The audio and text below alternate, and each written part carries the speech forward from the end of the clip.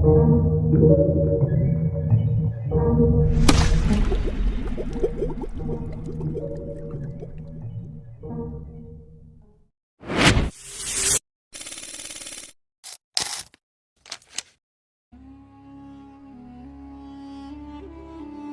sejarah peradaban Islam, tidak banyak periode yang mengalami perubahan secepat abad ke-13. Ini adalah masa ketika peta kekuasaan dunia berubah secara drastis.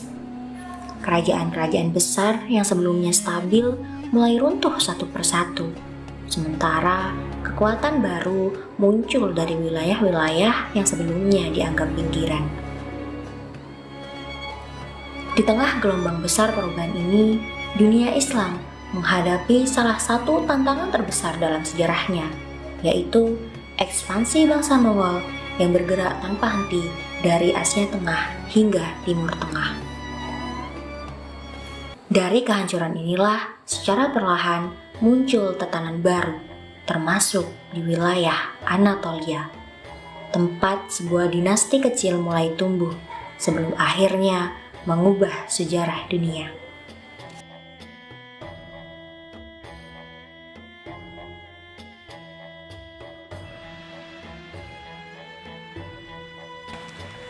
Tahun 1258 menjadi salah satu titik paling gelap dalam sejarah dunia Islam. Baghdad, yang selama berabad-abad menjadi pusat ilmu pengetahuan, budaya, dan kekuasaan Abbasiyah, jatuh ke tangan pasukan Mongol di bawah kepemimpinan Hulagukan.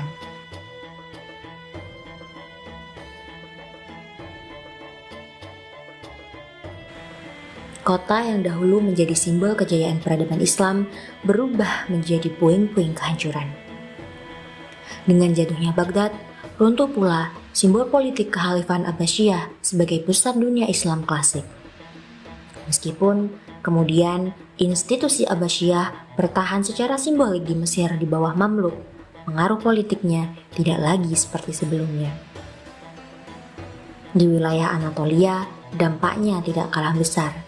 Kesultanan Seljuk yang sebelumnya menjadi kekuatan utama mulai melemah secara perlahan, terutama setelah kekalahan besar dalam pertempuran Kosedak pada tahun 1243. Sejak saat itu, Anatolia berada di bawah bayang-bayang kekuasaan Mongol Ilkhanat dan struktur politiknya mulai kehilangan arah.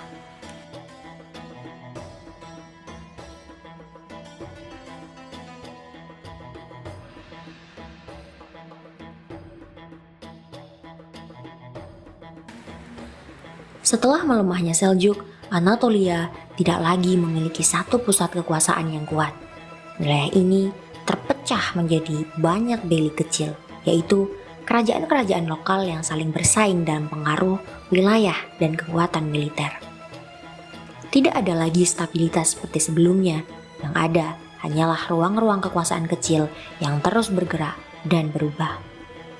Namun, justru dari ketidakstabilan inilah sejarah mulai membuka jalan bagi kekuatan baru, terutama di wilayah perbatasan dengan Kekaisaran Bizantium, di mana konflik, perdagangan, dan migrasi terjadi secara terus-menerus.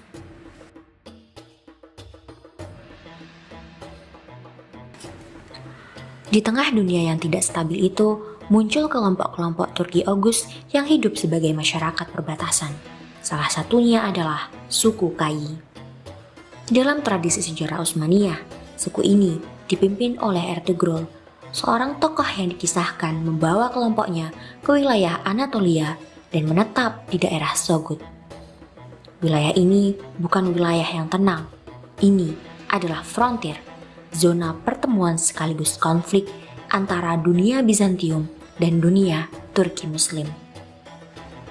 Di wilayah seperti ini, kehidupan tidak hanya ditentukan oleh politik, tetapi juga oleh perang kecil yang terus-menerus, aliansi yang terus berubah, dan kebutuhan untuk bertahan hidup. Sumber-sumber Utsmaniyah kemudian menyebutkan bahwa kelompok ini memperoleh legitimasi dari Kesultanan Seljuk sebagai penjaga perbatasan. Namun, dalam kajian sejarah modern, sosok Ertugrul sendiri tidak banyak muncul dalam catatan sezaman, sehingga sebagian narasinya berasal dari tradisi sejarah yang berkembang di kemudian hari.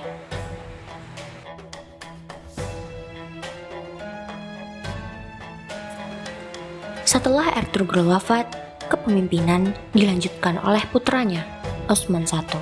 Pada masa ini, Anatolia masih berada dalam kondisi yang sangat tidak stabil.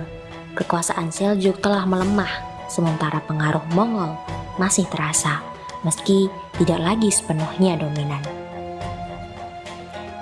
Di tengah kekosongan kekuasaan inilah, Osman mulai membangun struktur kepemimpinan di wilayah kecil di sekitar Sogod. Awalnya, ini bukan sebuah kekaisaran besar, namun perlahan wilayah kecil tersebut berkembang menjadi entitas politik yang lebih terorganisir. Dan melalui ekspansi bertahap, aliansi lokal, dan konsolidasi kekuasaan militer, terbentuklah sebuah beylik baru yang kemudian dikenal sebagai Osmanli Beyligi.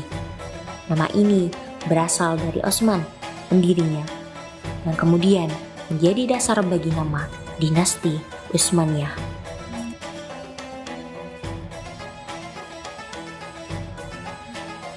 Ada beberapa faktor penting yang membuat entitas kecil ini berkembang lebih cepat dibanding banyak beylik lainnya.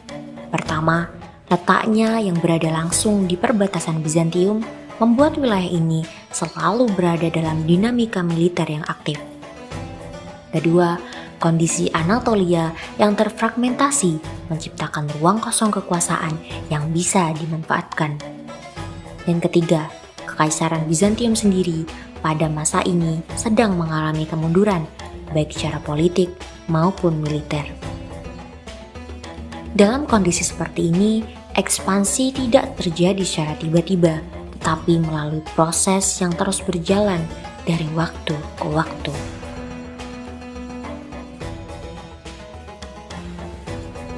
Di tengah perkembangan tersebut, terdapat satu kota yang menjadi pusat perhatian dunia, yaitu Konstantinopel.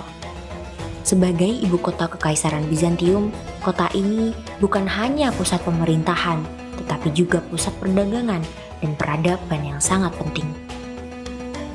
Letaknya yang sangat strategis di antara dua benua menjadikannya salah satu kota paling berpengaruh dalam sejarah dunia.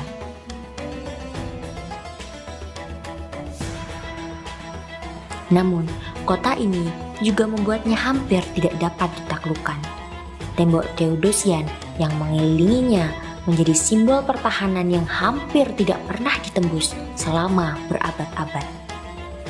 Karena itu, Konstantinopel tidak hanya menjadi kota, tetapi juga simbol kekuatan yang sulit dijangkau. Dalam perjalanan sejarah Utsmaniyah, kota ini kemudian menjadi tujuan besar yang akhirnya berhasil ditaklukkan pada tahun 1453 oleh Sultan Mehmed II.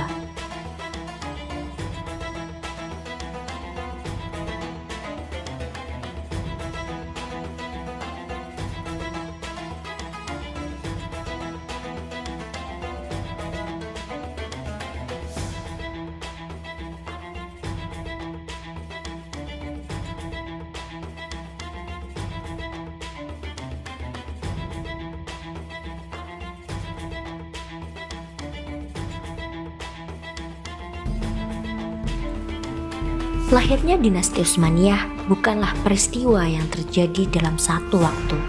Ia adalah hasil dari proses sejarah yang panjang, dimulai dari runtuhnya Abbasiyah, melemahnya Seljuk, pecahnya Anatolia, hingga munculnya kekuatan-kekuatan kecil di wilayah perbatasan.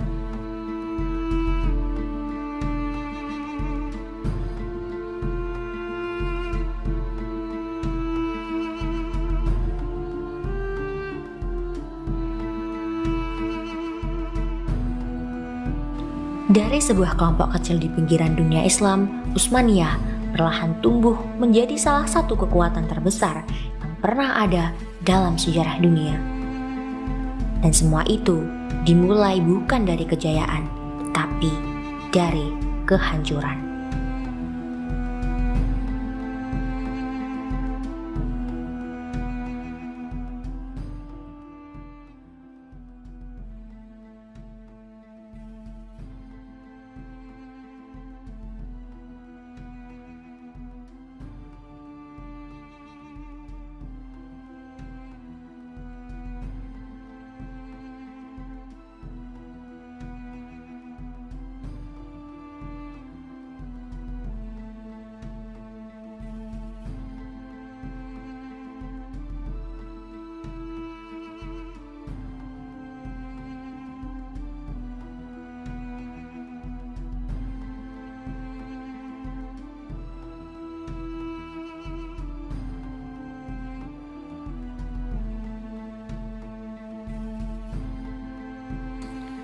Demikian pembahasan mengenai awal berdirinya dinasti Utsmaniyah.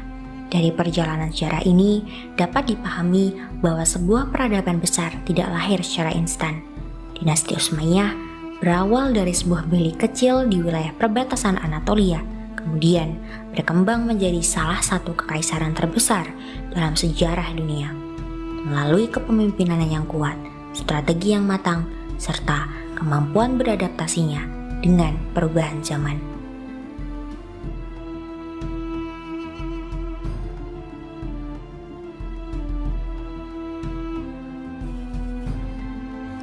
Mempelajari sejarah bukan hanya tentang mengingat nama tokoh, tahun, atau urutan peristiwa.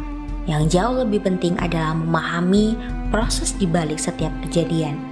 Dari kisah berdirinya dinasti Utsmaniyah, kita dapat melihat bahwa keberhasilan sebuah peradaban dibangun melalui visi yang jelas, ketekunan, persatuan, dan keberanian mengambil keputusan di tengah berbagai tantangan.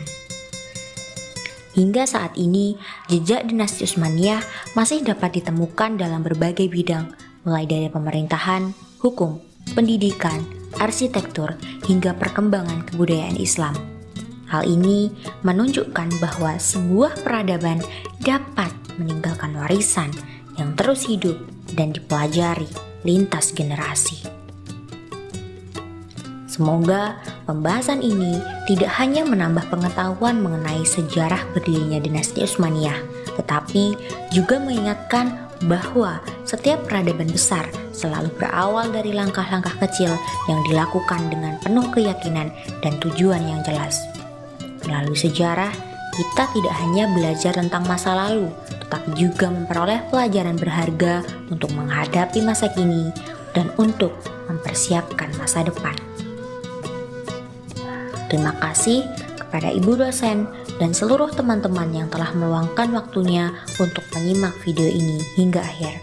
Semoga pembahasan yang telah disampaikan dapat memberikan manfaat, menambah wawasan tentang sejarah peradaban Islam, serta menumbuhkan semangat untuk terus belajar dan menghargai perjalanan panjang peradaban yang telah membentuk dunia seperti yang kita kenal saat ini.